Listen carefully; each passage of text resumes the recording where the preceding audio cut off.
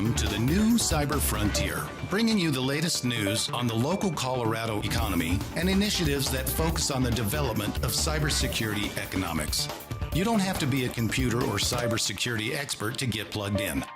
Your host, Chris Gorog, brings it straightforward, asks the tough questions, and brings the cyber world to a level of understanding for everyone. Chris is personable and opens up with our guests on the issues we all would like to see addressed. You can find us on the web at www.newcyberfrontier.com. Now join our host as he introduces the topic for today's new Cyber Frontier. Welcome today, and thanks for coming, Ed Rios, the new CEO of the National Cybersecurity Center, here at our new offices at Colorado Technical University. Very much a pleasure. Thanks for having me today. Yeah, thanks for coming. So the first thing, Ed, we always ask everybody is, we want to know your background. We want to get down with Ed Rios and understand where you've come from, why you're selected here for the job. I'm a retired Air Force officer, originally from Texas, but haven't lived there much. Even as a child, my father was also in the service, so I traveled quite a bit, and then joined the Air Force. Went to school at the University of North Texas for an undergrad. Interesting part about that is worked year-round, full-time, and went to school year-round, full-time when they would let me. Mm-hmm. That's tough. It is tough, and but managed to make my way through. Then joined the Air Force, started as a missile officer underground in North Dakota. Interesting story on how I got there. I was offered to take the newest job where I could advance quickly, and before I knew it, I was underground in North Dakota. But so did it turn out to be the newest job that you could advance quickly? Exactly it was. It was a very good job. I moved from there to a new weapon system that began kind of my experience with startup events. It really didn't exist yet. I was given a very generous budget. I can remember asking, well, what's my budget? And I was told, don't worry about it. We'll tell you when to stop spending. Back in the 80s. So same thing now, right? So, yeah, right. It's certainly pretty close in the sense that it's a startup. But we were able to bring that forward, and that entered me into the special operations community. Yeah. And I worked in that community for most of my career until I was brought from Boston to California to help bring some of that experience into space operations. Uh-huh. I was in Boston at MIT and at Harvard. In fact, the current Secretary of Defense was my paper reviewer, and I published out of Harvard. So it was a great experience all the way up through my assignment here in command. Retired from command. Started my own company. It's still in business after about almost 12 years. And decided to start my third chapter in life. First one being military, then private sector, and now nonprofit. And NCC is a nonprofit entity. Yeah. So I was asking around a little bit about you, and I have some comments that some people made. Okay. I've worked with Ed for over 10 years and would recommend Ed for the top position in any organization. Wow. James Wolfe. Jim is a phenomenal guy. He really is the backbone of NCC and was a phenomenal officer in the Air Force. Yeah. Ed is one of the real treasures we have in the Pikes Peak region. Tom Weens. Tom's also a great guy. He is very active, as you know, in community service as well as the financial industry, and he gives a lot of time to nonprofits, including the National Cyber Exchange. I have the pleasure of working with Tom all the time. Well, I'll tell you what, I was just fly on the wall, just listening. These weren't prompted or anything. Wow. So I just wanted you to kind of be aware of that. The people in the community have a very high, your reputation precedes you, let's put it that way. Thank you. Okay, so cybersecurity. Mm-hmm. Tell us about your background in cybersecurity. I guess first of all, what would be your definition of cybersecurity? We'll be right back with the rest of today's show right after these brief messages from our sponsors. Cyber Resilience Institute helps build strong cyber communities designed to prevent members from attack. Like building a neighborhood watch, it takes coordination and a sharing community to protect our identities and valuables in the virtual world. Typically, we hear that organizations know they need to do something to protect their cyber assets, but don't know where to begin.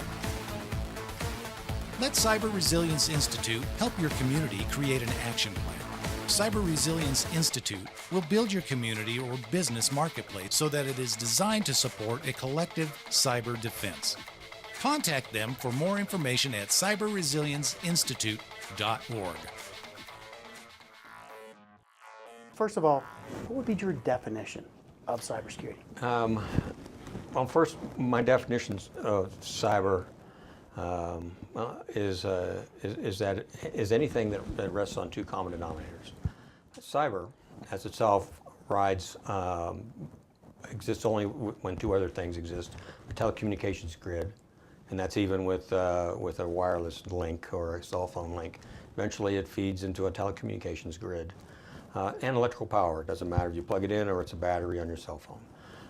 So, as you trace this back, cyber has had many names before what we see today. My company is Cyberspace Operations Consulting. That was created a decade ago, before anybody really used the term cyber, before it was vogue.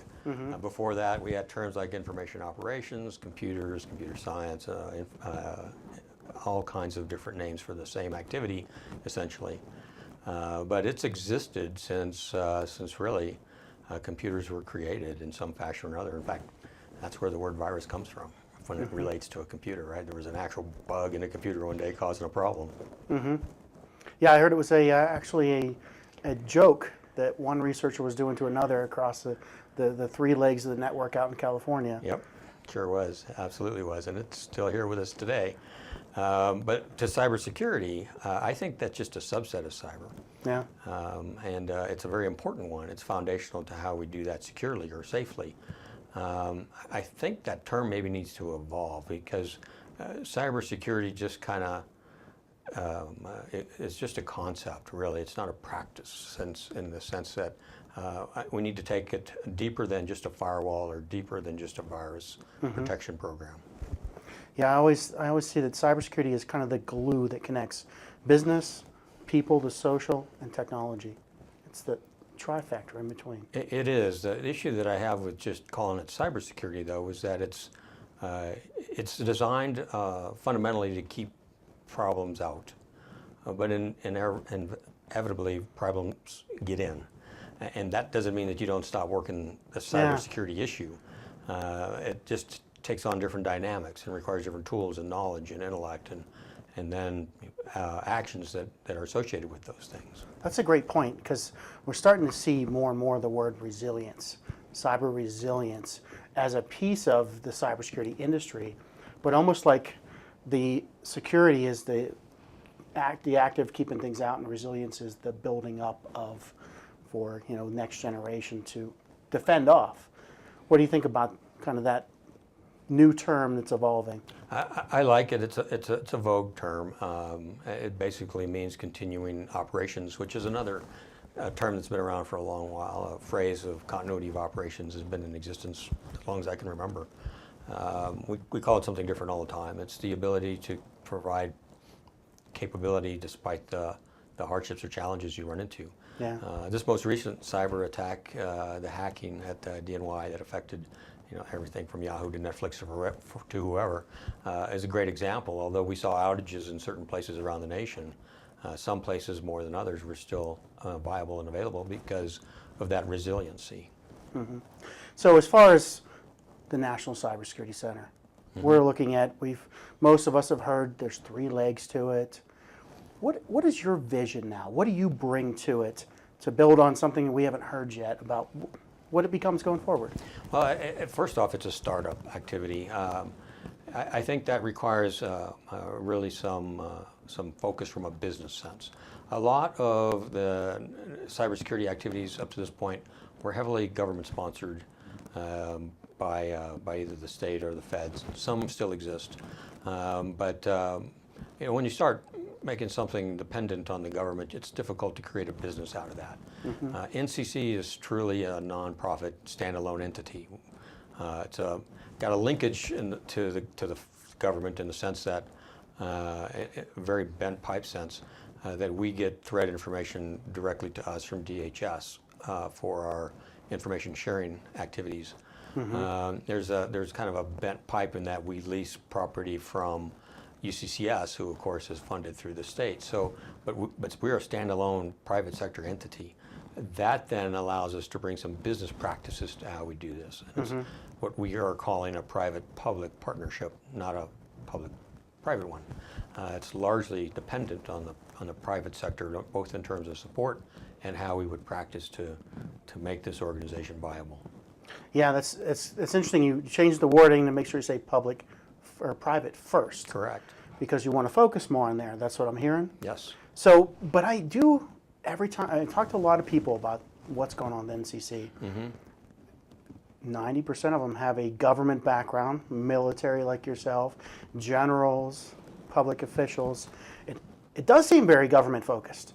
How do we close that loop? I mean, there's a whole side of cybersecurity and cyber world that's in like critical infrastructure, industrial automation, advanced manufacturing, that I still don't hear very much talk about. I agree with you that there seems to be that perception out there, and I'm not sure why. Certainly, I've been 12 years in the private sector, and yes, I was in the military before that, but it's certainly a different culture now than it was even in my time in the military.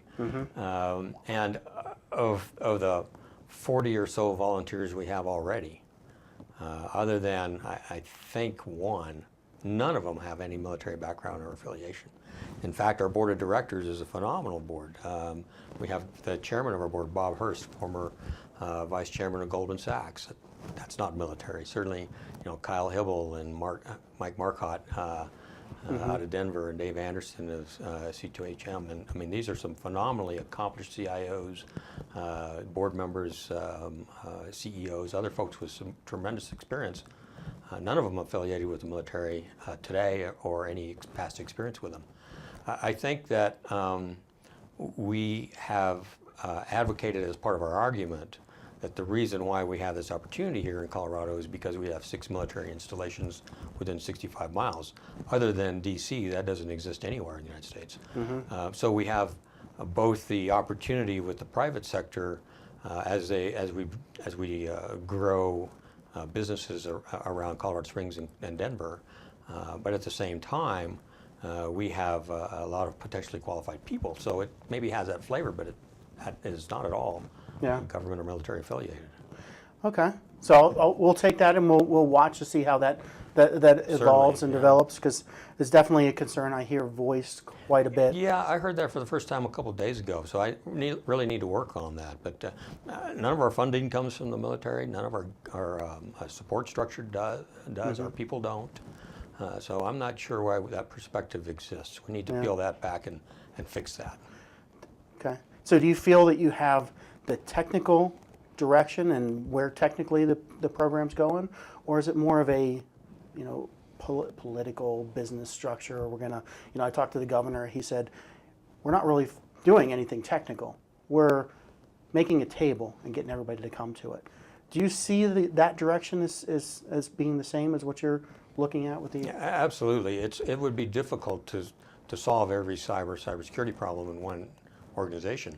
We can, however, advocate for that, teach for that, think about the hard problems in cyber and cybersecurity, broker capabilities. I'll give you an example. In the Rapid Reaction Center, which is sort of the front door to NCC, if you will, if someone calls up that organization, the RRC, and has a problem, then our immediate response is to help stop that cyber bleeding. But that's just temporary and very rudimentary. There's some subject matter experts that are envisioned to help that company or that person do that. But once that's done, the real solutions come from private sector or nonprofit organizations that are there to help resolve cyber issues and cyber problems. It's not the NCC. It's kind of like a brokerage or a database, if you will, of capabilities that then we can suggest, and then the individual or the company's choice to use that. So that's about as technical as we get, although there are technical aspects as that proceeds. Let's say that problem itself manifests as a new technique or a new tool or some new type of threat that requires both the inside of the Cyber Research Education and Training Center, in that they need to research about how to mitigate that threat. They perhaps need to train against that threat and part of their existing training courses or whatever on a technical level. But again, that's just that little aspect of what might happen. And then the hard part is in the Cyber Institute. The Cyber Institute is the think tank of the NCC. If we find a mitigation, for example, there might be policy issues or legal issues that need to be considered or addressed in a larger sense, in a much more studious and intellectual sense, to figure out how we could actually do this and preserve our freedoms and constitutional rights. And that goes to the cultural levels, and that's certainly not technical. Yeah. So what do you see as success for this organization? We'll be right back with the rest of today's show right after these brief messages from our sponsors. Since the year 2000, Bocor has had a history of being a leader in the Colorado cybersecurity community. They have served many front-range customers in both government and commercial industries. Right now, Bocor is looking for qualified cybersecurity professionals and offering competitive salaries, comprehensive benefit packages, tuition support, and exciting career opportunities working with cutting-edge technology. If this sounds like you, and you have a desire to guide our customers through the treacherous cybersecurity landscape, consider joining the Bocor team. Visit us today at www.bocor.com. That's bocor.com. BOECORE.com. Cyber Resilience Institute helps build strong cyber communities designed to prevent members from attack. Like building a neighborhood watch, it takes coordination and a sharing community to protect our identities and valuables in the virtual world. Typically, we hear that organizations know they need to do something to protect their cyber assets, but don't know where to begin. Let Cyber Resilience Institute help your community create an action plan. Cyber Resilience Institute will build your community or business marketplace so that it is designed to support a collective cyber defense. Contact them for more information at cyberresilienceinstitute.org. So what do you see as success for this organization? When do we put a stamp on it and say, you know, we've done what we set out to do? Well, again, we first need to take a business approach. We need to establish some revenue streams, but the only way to do that is to provide a viable capability. So it's kind of a balanced line between establishing this as a self-sustaining entity while providing meaningful services to the community. We think we can do that. There's several business models and ideas for revenue streams out there. Of course, we have a lot of dependency as a startup in our initial investors. In our particular case, that's philanthropic or charitable, or in some occasions maybe a grant, which is very generous right now in how we're sitting, but that's not sustainable without some sort of business model to keep it going. Yeah. So my first measure of success, I guess, is to set this up so that it is self-sustaining, very similar to how the National Space Foundation does. I mean, it's been around for a while now, and it is a not-for-profit entity similar in fashion to improve its industry and its economic development of that industry, much like we are. I think that's a very, very successful model. And it has very loose ties to the military, but it's largely civilian based and NASA based, and so we might have some type of parallel path to them. I'm not sure yet. Yeah. But certainly the second factor is to make it relevant and meaningful to you today. If I can't do that for you, and part of that is you telling me and the community telling me what it is we need, then certainly we don't have the value to continue to sustain our viability. So, sustaining the viability. Now, I've seen and talked to a lot of people who have been involved with other cybersecurity efforts, and special interest, it's a different industry in cyber because special interest kind of kills it. As soon as we get one government or one big company spending donating a lot of money, then it takes on the flavor of that company's business desires, prerogative, how we're pushing, what is the outcome. How do we keep, even though you're looking at sustaining from companies, government, individuals, grants, donations, how do we keep it that for the people instead of we're kind of seen as the puppets of some big organization? Yeah, that's a great question. Certainly, our intention is to be organization agnostic, politically agnostic. We're here for the folks who need help.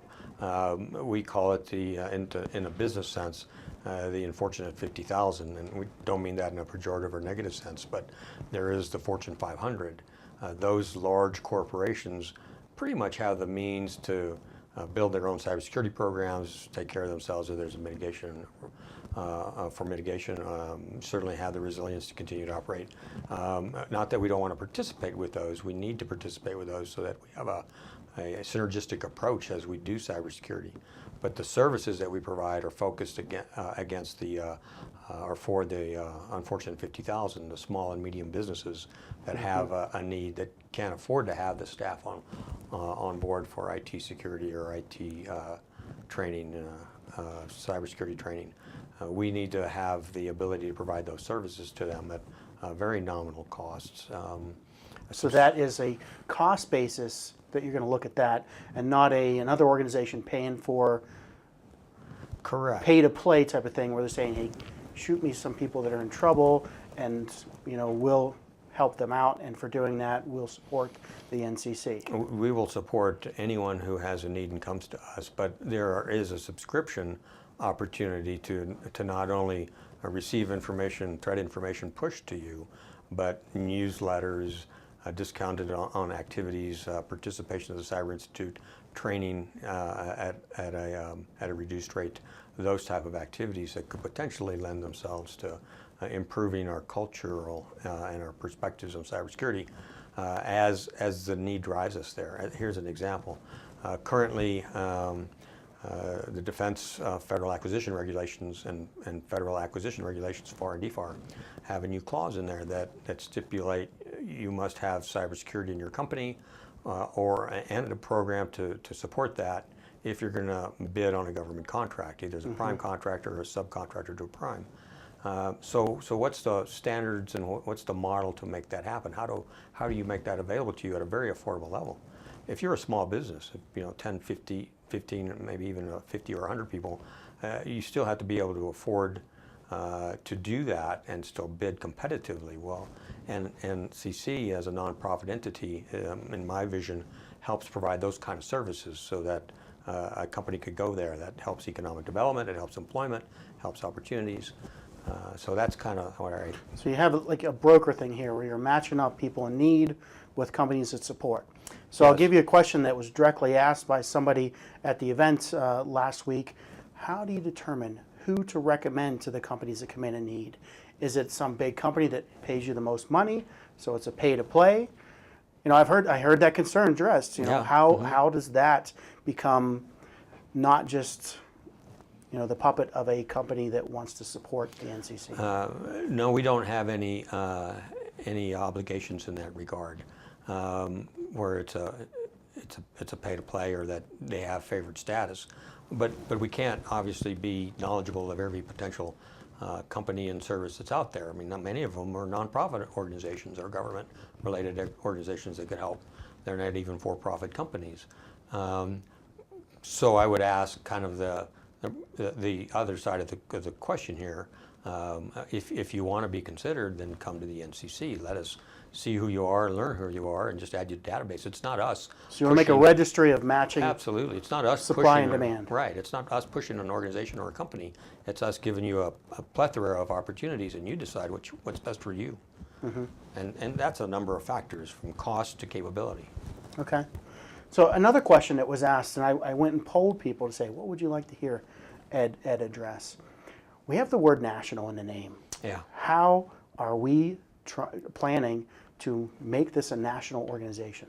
I'll give you an example from the start. We have, I believe, 7 university systems already affiliated with the NCC. Those are other states. Mm-hmm. Much like an international airport, let's say El Paso International Airport in Texas is an international airport because they have one flight a day to Mexico or several, whatever, but that's the only country they go to. I think we have a national footprint starting already in the sense that we have seven other affiliated university systems ranging from Florida on the East Coast to the state of Washington on the West Coast. We're working on about 70 others, I think it is, 75, something like that, others. So you think kind of the university is the approach first? Absolutely, that's the first approach. And, you know, the military and the government is, and this might be part of our misconception of affiliation, they're really good at understanding the threat information. Whether it's FBI or DHS or whoever it is, they are really good at collecting threat information, and that feed comes to us. Well, that's a national entity, that's a federal feed, and we're going to further distribute that to our subscribers and participants, whoever we know wants it. But that also creates kind of a national footprint. Economic development is kind of organic here in Colorado and Colorado Springs because this is our physical presence. But cyber is a virtual world. We could provide services and capability from any company or any nonprofit organization throughout the United States and fully intend to. Yeah. Okay, so we're working on it. We have a path. Critical infrastructure. Yeah. So that's near and dear to me. You know, I started out in Navy, nuclear engineering, running a reactor plant, went into factories. And I always listen for, you know, how much is this effort be involved with critical infrastructure? Because when you look at some charts, the industrial Internet of Things, the Internet of Things is, you know, over the next 15 years is slated to have 4 to 5 times the growth of IT, information security. But we talk so much in the National Cybersecurity Center about securing information. The government's big on securing information, healthcare is about information. You know, your packet monitoring, your firewalls, your company networks, securing information. Critical infrastructure is a big play here. What are you thinking about with the National Cybersecurity Center in terms of critical infrastructure? Well, I don't, again, because we're not directly affiliated with the government, and critical infrastructure is principally civil or public oriented or even government oriented. The way I see cyber working today, cybersecurity particularly, is you got the .gov and the .mils, and they have a pretty good idea of what's going on in cyber and cybersecurity, know how to address it, protect themselves, and work in that environment. If you watershed and tear that down to the next level, that's the critical infrastructure level. That's the SCADA and you know, the nuclear power plants, the water systems. We also have like factories, oil and gas, pipelines. I mean, it's not all government. If you think of critical infrastructure, the biggest parts of it are the things that hold our country together, not the government pieces. Yeah, so those exist, but I tier those differently. I mean, I view critical infrastructure as those essential civil institutions that are there for our way of life. But if you tier that further, then you get to where I think you're addressing the the private sector, where we talk about the power companies, all the way through the financial institutions, the economic organizations in New York and other places, the port authorities and east of the coasts. So that sector in there, they, unlike the second tier there with the critical infrastructure, who recognizes there's a problem and kind of has an idea of how to address it, this organization has a different motivation and I think a different way of addressing it. Sometimes it's purely private sector approaches. Sometimes it's affiliated with the government. There is policy and law there to help them, but it's largely about their own capabilities and existence. NCC can help that to a degree, but we are certainly not going to replace that. I think where we bring better value is on the next level down, the small and medium businesses that support that opportunity. And then even one further down to that, the citizens in our state and across the nation that then are participants in our community and of those organizations. I think we can do a much better job there. There is not a lot of policy and opportunity for small, medium business in cybersecurity. There's no incentivization to do that. It's a cost. If you take that step that further down to the individual citizen, it's the same thing. I mean, why don't we incentivize that somehow with perhaps maybe a tax relief? We did cash for clunkers 8 years ago. How about cash for cybersecurity? There you go. That's a good thing, a tax incentive. Absolutely, and NCC is there to provide it at a very, very nominal fee. Yeah. So the first step path here, you've announced some things going on in November, training government officials. So I had people ask me directly, what are you training these government officials? What are you telling them? Principally, we're focusing, again, beyond just the cybersecurity of a firewall. If there is a catastrophic effect, for example, how do you recover from that effect?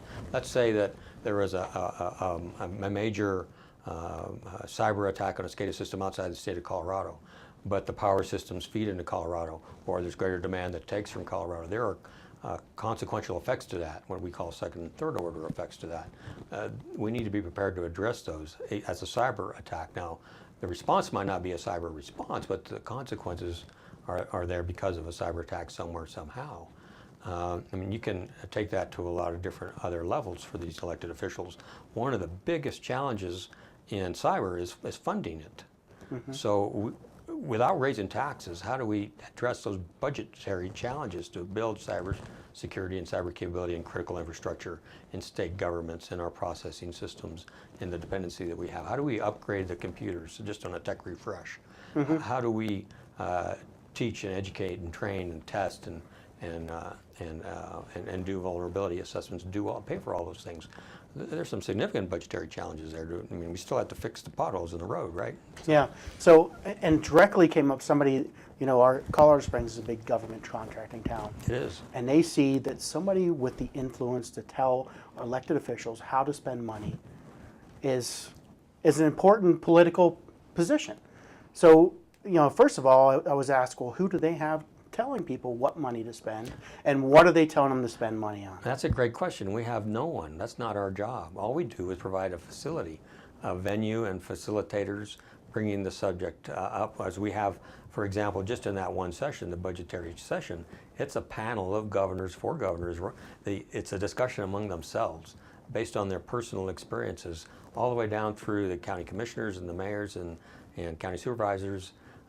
Even the attorneys general, they'll be in attendance. It's them talking among themselves. It's not us telling anybody anything. So that's good. It's a group of peers. It is. Because that is something I heard expressed, like, wow, who's telling them how to spend money? Because we want to be in on that so we can tell them to spend money on us. Of course. No, that's how that domino effect works, right? We're providing just a service to allow the peers to talk about the issue. Okay. So financial now. You're looking for what the next steps are. Everybody in this industry is kind of doing the same thing. We want to build a community focused around investing in cybersecurity.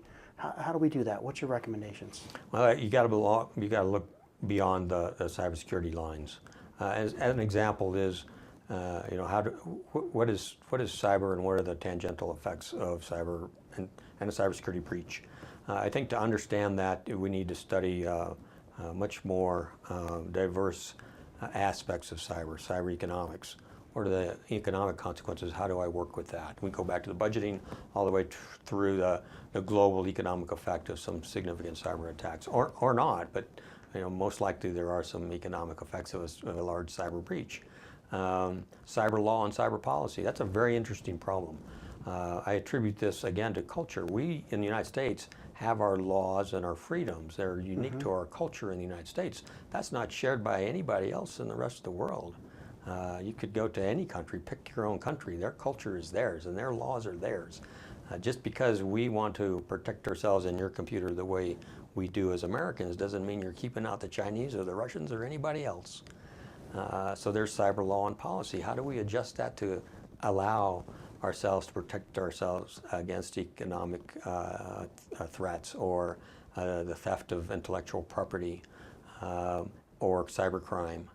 That's a real big passion of mine, is to find ways to help make our population and our citizens more defendable against cybercrime. We could go all the way through cyber anthropology, cyber sociology, cyber psychology. It's way beyond just cybersecurity. So as you start to expand the diversity of cyber and get out of just this firewall cybersecurity thing, that's where we need to go. I call it innovation, right? When most people think innovation, they think they got to invent a thing. They got to build software, develop new algorithms, build an app. That's true, that's innovation, and that will exist and it has to. But let's put some thought into the harder innovation. How do we contract for cyber? How do we think about different cultures and change and even the generational changes between how we apply cyber? How do we work with all that so that we can continue to evolve and improve in cybersecurity? I like that. So we kind of started that conversation with the economics behind it. What do we do to bring investors? Is that, you said cyber law, cyber crime. Is that, you think, the biggest area for people, investors, to say, this is where I should put the most focus? I think, yes, to a degree. I think what investors need to understand is that cyber innovation, to invest in cyber innovation is not just to invest in a thing or an item or a gizmo or the next technology. It's beyond that. No one center, I think, in the United States builds all that, all the way through the facilities and the laboratories to do the innovation at the technical level with the item or the software, all the way through the anthropological and sociological studies. If we could bring ourselves here at the NCC to do that, with the help of the university systems and the Cyber Institute and all the participants that are going to eventually make up the NCC, then obviously there's companies that support that. There are organizations that support that. Our economic development starts to flourish with that. We certainly continue to grow with that. If nobody else is doing that, and there seems to be a huge cry for that, then maybe we should move that direction. That's our niche. So you're talking about solving the social problems all the way down to the technology. Absolutely, it's all encompassing. And what I mean by all encompassing, it's not just in terms of the problem. NCC doesn't exist to tell people what to do or how to do it. It's inclusive of any organization or any company that wants to be part of this solution. So a lot of times, though, the social problems, like you said, they're not a gadget, they're not a software. Companies aren't drawn to them for making a buck. So how do we incentivize that Well, I'm giving direction? you a really hard activity. I have a friend who was running DARPA. You know what DARPA is, a defense research and development firm. It's a very high level.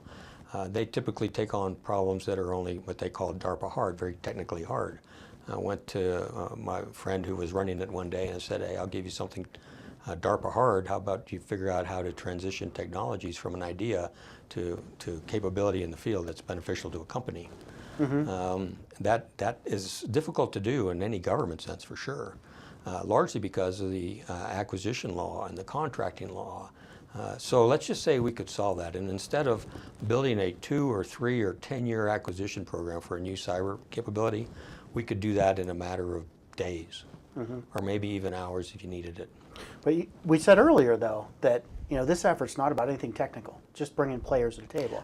But we're kind of talking here about going into the technical solution and solving the socio-technological problems of our Possibly. I'm just using that as an example. I can certainly talk to that as well as a non-technical solution, but let's stick with the technical one for now. As you do that, if you're a company that has invented one of the greatest, newest, smallest, fastest, best cyber capabilities, and you want to get it into the field to make money on it so that you can hire a bunch of people and build your own economic development, and of course it translates to our community, then you can do that by having to deal with the antiquated government acquisition and contracting laws that take 2 years to do, or maybe we can figure out a better way to do that in the United States, and you can go into business and sell this capability profitably within a month. Yeah. Now that is a non-tangible idea to provide a tangible technical solution. Yeah. Okay. So cybersecurity. I listen to some people talk, and it sounds like the mob doing a shakedown. We can break your legs. Now pay us to stop and make sure nobody does that to you. Sure. How do we approach cybersecurity from a position other than fear? I've never considered it from a position of fear in the first place. I think we need to continue to consider it from a position of capability. We need to find ways to protect ourselves just like you do in the physical world. If you don't have cognizance of both your safety and your security in the physical world, then obviously you put yourself at risk. That's a mindset that we need to build, I think, in the cybersecurity world.